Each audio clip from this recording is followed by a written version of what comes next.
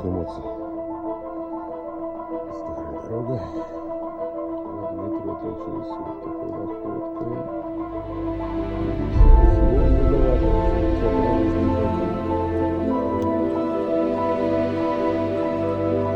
Пока Русик не отвезет, никто ничего не найдет. Здоровья.